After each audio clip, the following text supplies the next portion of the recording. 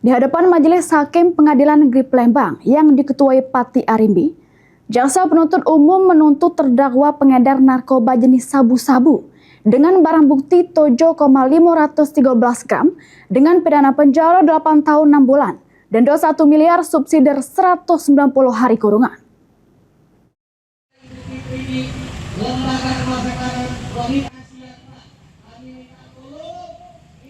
Nayu, terdakwa pengedar narkotika jenis sabu-sabu dengan barang bukti 7,513 gram di kawasan desa Bukit Pangkuasa, Kecamatan Batanghari Leko, Kabupaten Musi Banyuasin, jalani sidang tuntutan di Pengadilan Negeri Palembang.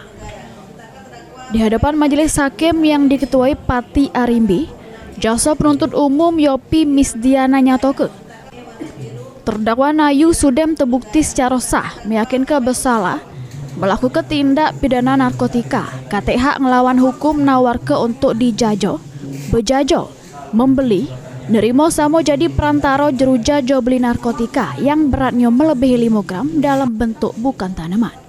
Ngelanggar pasal 114 ayat 2 Junto Lampiran 2 Undang-Undang Nomor 1 Tahun 2026 tentang penyesuaian hukum pidana. Menghukum terdakwa Nayu dengan pidana penjara selama 8 tahun 6 bulan dan denda 1 miliar subsidi 190 hari.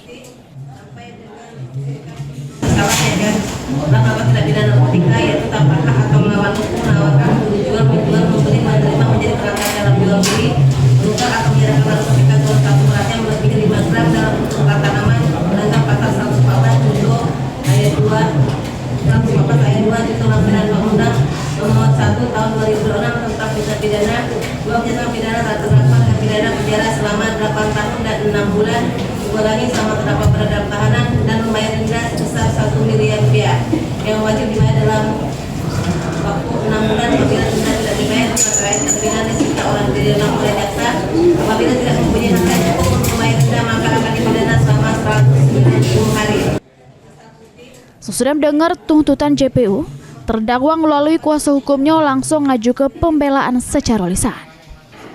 Heru Wahyudi, PAL TV.